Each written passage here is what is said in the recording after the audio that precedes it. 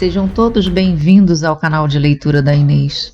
Sintam-se à vontade para dar likes, compartilhar o conteúdo e se inscrever no canal. Lembrem de ativar o sininho para receber notificações de novos vídeos de leituras de histórias interessantes. As 1001 Noites, 49ª noite. No dia seguinte, Dinazade, ao despertar, disse à sultana: "Creio, minha irmã, que o sultão, nosso amo, não tem menos curiosidade que eu de ouvir a continuação das aventuras do macaco." "Ficareis satisfeitos", respondeu Sherazade, "e para não vos impacientarem, digo-vos que o segundo Calândar assim prosseguiu: o sultão não deu a menor importância às outras escrituras, limitou-se a observar a minha, que o agradou de tal forma que disse aos oficiais: pegai o mais belo cavalo, o mais ricamente arriado, e um manto de brocado dos mais lindos, para vestir a pessoa que fez essas 6 escrituras, e trazei-a." Aquela ordem os oficiais desataram a rir. O príncipe, irritado com tanta ousadia, estava a ponto de castigá-los, quando eles lhe disseram: "Senhor, suplicamos seu perdão. Essas escritas não são de homem, mas de um simples macaco." "Que dizeis?" perguntou o sultão. "Essas maravilhosas escritas não vêm da mão de um homem?" "Não, senhor", respondeu um dos oficiais. "Asseguramo-vos que pertence a um macaco, o qual as fez na nossa frente." O sultão achou o fato surpreendente e desejou ver-me. "Fazei o que vos ordenei", disse aos oficiais. "Trazei-me imediatamente tão raro macaco." Os oficiais voltaram ao navio e expuseram a ordem recebida ao capitão, que lhes respondeu ser o sultão senhor de todos e de todos. Puseram-me imediatamente o manto de brocado e levaram-me para a terra, onde me colocaram sobre o cavalo, rumo ao palácio do sultão, que me aguardava com numerosas personagens da corte, reunidas para me homenagearem. Iniciou-se a marcha. O porto, as ruas, as praças públicas, as janelas, os terraços dos palácios e das casas, tudo estava repleto de uma multidão de todas as idades, que a curiosidade trouxera de todos os pontos da cidade para me ver, pois a notícia se divulgara no instante. O sultão acabava de escolher um macaco como grão-vizir. Após ter oferecido espetáculo tão novo a toda aquela gente, que por meio de gritos não cessava de manifestar sua surpresa, cheguei ao palácio.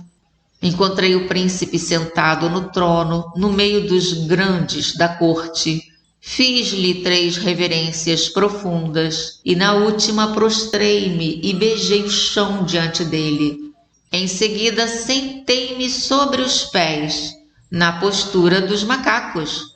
A assembleia, admirada, não compreendia como era possível que um macaco soubesse tão bem prestar aos sultões o respeito que lhes é devido. E o sultão estava mais assombrado que os outros. Enfim, a cerimônia de audiência teria sido completa se tivesse podido acrescentar a arenga aos meus gestos. Mas os macacos jamais falaram, e a vantagem de ter sido homem não me concedia tal privilégio. O sultão despediu os cortesãos, só continuando perto dele o chefe dos eunucos, um pequeno escravo muito jovem, e eu, da sala de audiências, passou para os seus aposentos, onde ordenou que lhe dessem de comer.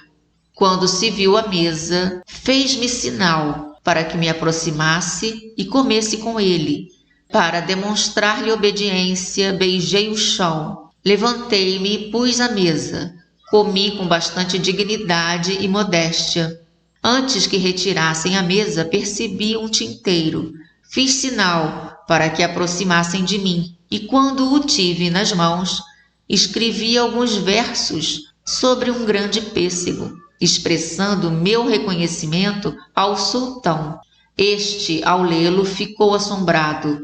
Tirada a mesa, trouxeram-lhe uma bebida especial, da qual mandou-me servir em uma taça.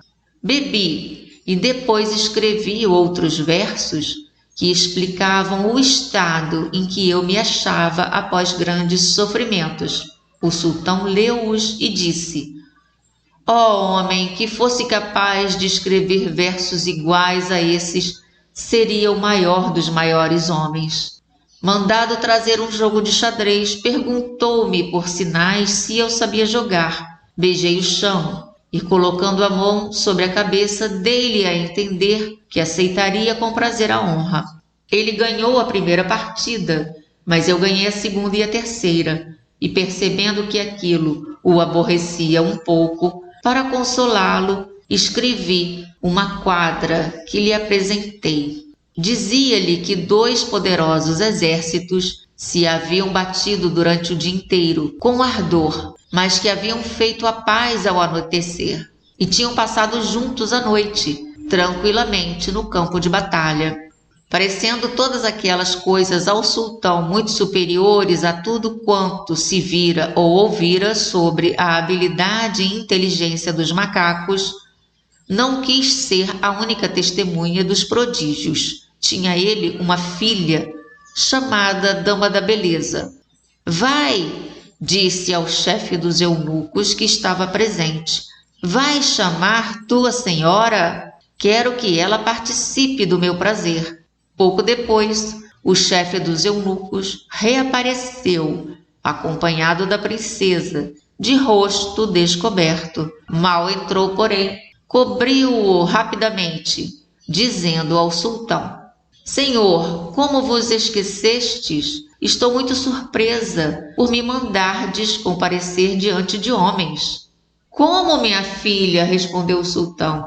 Sabes o que está dizendo? Aqui só há o pequeno escravo, o eunuco que te vigia, e eu que temos a liberdade de ver o teu rosto. No entanto, abaixas o véu e censuras-me por mandá-la chamar?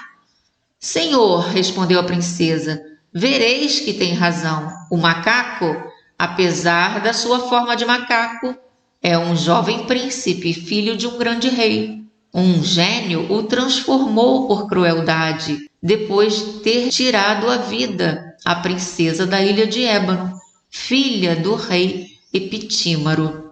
O sultão, atônito, voltou-se para o meu lado e, já não me falando mais por sinais, perguntou-me se era exato o que sua filha afirmava. Como não podia falar, pus a mão sobre a cabeça para lhe dar a entender que a princesa dissera a verdade. Minha filha, continuou o sultão, como sabes que esse príncipe foi transformado em macaco?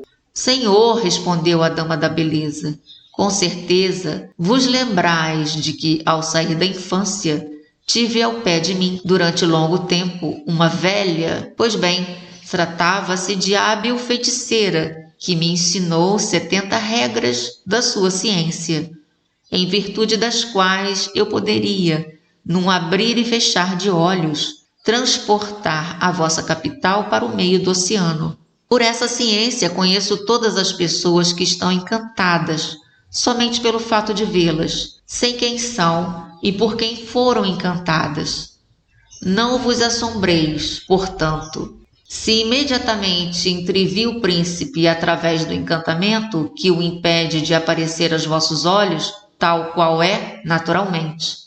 Minha filha, disse o sultão, não te julgava tão hábil. Senhor, respondeu a princesa, são coisas interessantes que é bom saber, mas não me pareceu que delas me devesse gabar. Já que é assim, continuou o sultão, não poderias desfazer o encantamento? Sim, senhor, disse a princesa, posso devolver-lhe sua forma original. Devolve-a, então, pois quero que seja meu grão-vizir e te despose. Senhor, disse a princesa, estou pronta a vos obedecer em tudo o que vos agrade ordenar-me. Sherazade, terminando essas palavras, notou que o dia acabava de nascer e calou-se. Shahryar, certo de que a continuação não seria menos agradável que o que havia ouvido até então, resolveu apreciá-la no dia seguinte.